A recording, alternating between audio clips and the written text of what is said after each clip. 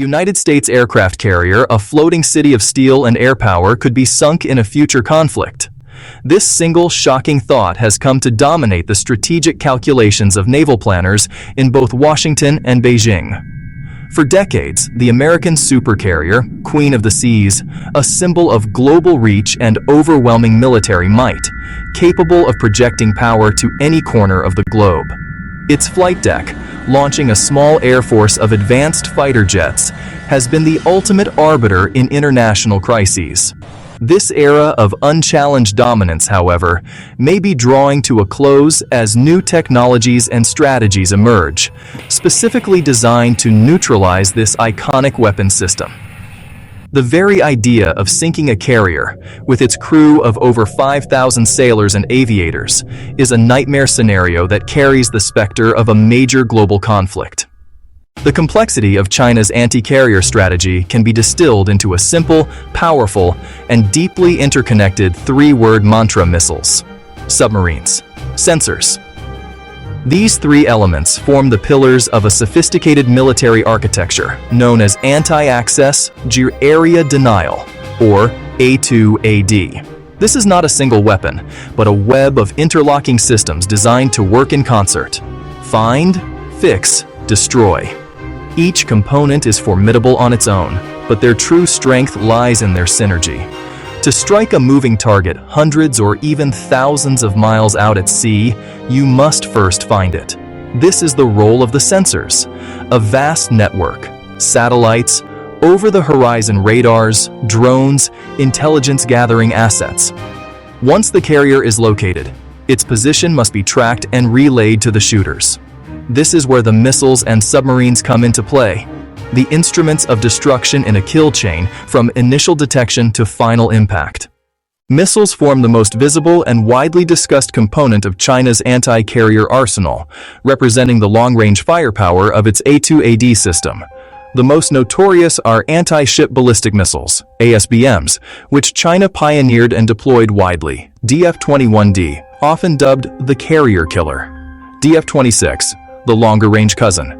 Unlike traditional ballistic missiles aimed at fixed land targets, these ASBMs reportedly use maneuverable re-entry vehicles, enabling terminal phase course corrections to hit moving ships at sea. Launched from mobile land-based launchers, they climb into the upper atmosphere and streak at hypersonic speeds, then plunge back in a steep terminal dive. That speed plus dive makes interception extremely difficult. Ship defenses get only a very short window to detect, track, and engage. Even a near miss or a non-nuclear detonation can devastate a carrier's flight deck, rendering it unable to launch or recover aircraft, effectively taking it out of action. Beyond ASBMs, China fields a large arsenal of advanced anti-ship cruise missiles, ASCMs, launching from aircraft, surface ships, submarines, and coastal defense batteries. Cruise missiles fly very low, often meters above the sea surface, a tactic called sea skimming, helping them evade radar until the last moments and compressing reaction time. Some modern ASCMs are supersonic with extended range. The ultimate tactic: saturation attack. Massive, coordinated volleys from multiple directions and altitudes at once. Even the best warship can only track and engage a finite number of threats.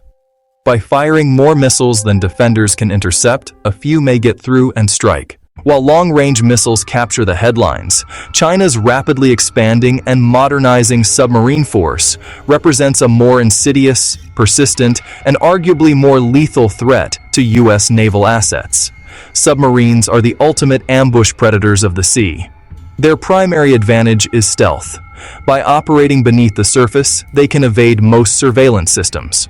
A well-positioned, quiet submarine can patiently wait for a carrier strike group to enter its engagement zone, ready to strike with devastating torpedoes and anti-ship cruise missiles at close range where defenses are less effective. China's submarine fleet is a mix of nuclear-powered and diesel-electric boats. Its nuclear attack submarines are improving and possess the endurance for open ocean patrols. The most significant threat in the Western Pacific comes from modern conventional diesel-electric submarines. Many are equipped with air-independent propulsion, allowing weeks submerged without snorkeling, slashing detection chances. They can be deployed as a defensive barrier, lurking in strategic choke points, such as the straits between the Philippine Sea and the South China Sea, hidden in complex, noisy, shallow waters. A single torpedo hit can be catastrophic. Missiles often damage upper decks, but a torpedo strikes below the waterline, causing massive flooding and possible sinking. Modern subs can also launch anti-ship cruise missiles while submerged, striking from standoff ranges before slipping away. Even one unknown enemy sub forces a commander to dedicate destroyers, helicopters, and patrol aircraft to a painstaking, often fruitless hunt. A vast ocean, innumerable hiding spots. The silent service tilts the calculus beneath the waves.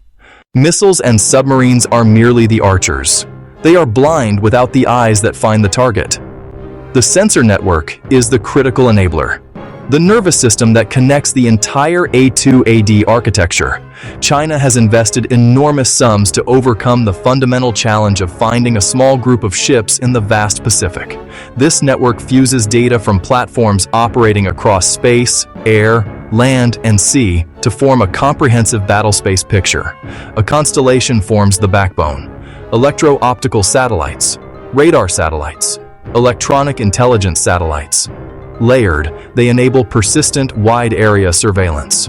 Hiding in bad weather or going silent grows less effective. Closer to Earth, long-range drones and manned maritime patrol aircraft refine tracks and provide real-time identification.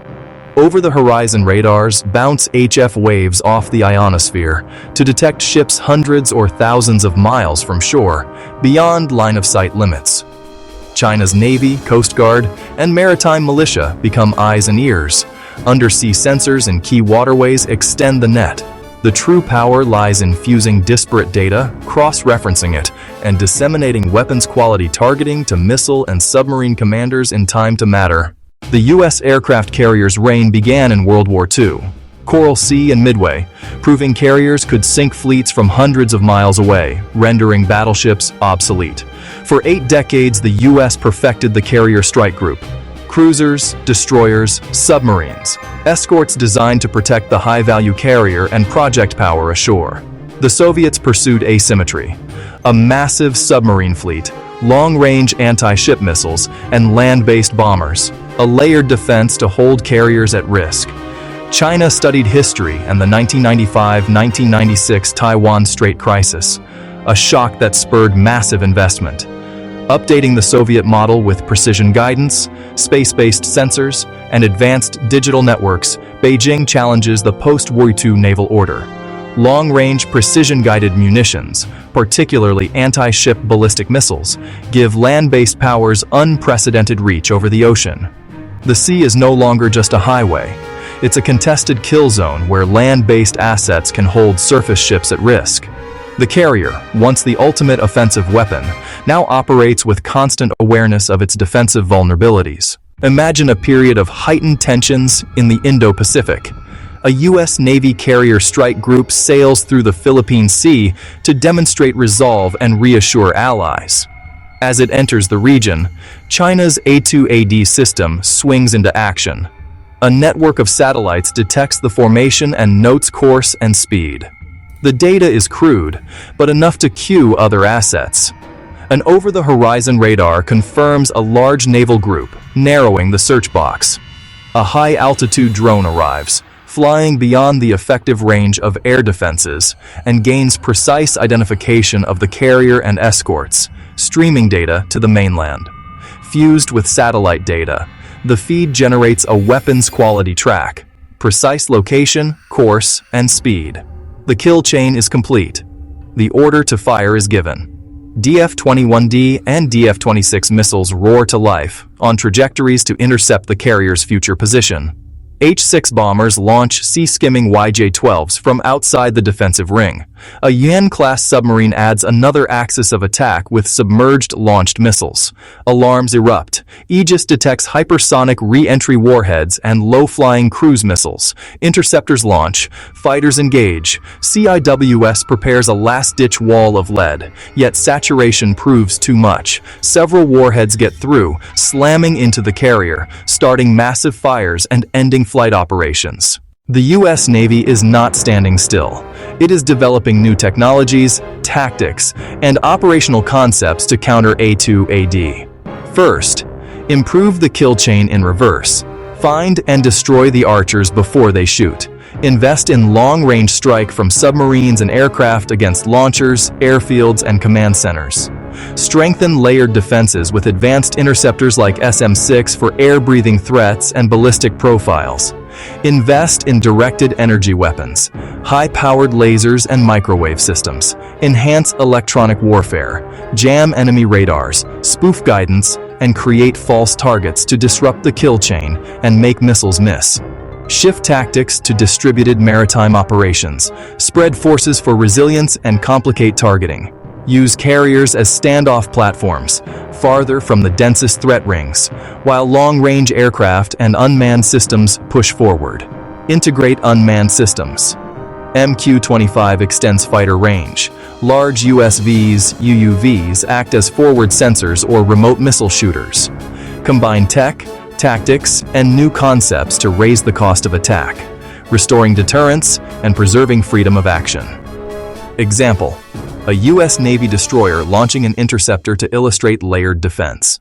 The simple three-word phrase, missiles, submarines, sensors, encapsulates a profound and uncomfortable shift in naval power. It signifies the end of an era where the U.S. carrier could operate with near impunity. China's two-decade effort created a sobering reality. America's most powerful symbols are deliberately and specifically targeted. This does not mean the aircraft carrier is obsolete or that its sinking is inevitable. War is complex and unpredictable. Sensors can be fooled, communications jammed, missiles can miss, submarines can be hunted. Yet, a credible threat forces changes in behavior and raises the costs of intervention, potentially leading to hesitation in a crisis. The response must be clear-eyed. Adapt, innovate, and invest, maintaining a credible deterrent with allies. The contest is dynamic. As offensive capabilities advance, so too do defensive measures. This is a marathon, not a sprint. Sustained tech investment, new operational concepts, stronger alliances, and calm, steady diplomacy. The goal is not to prepare for an inevitable war, but to build a deterrent so strong and resilient that such a catastrophic conflict never comes to pass.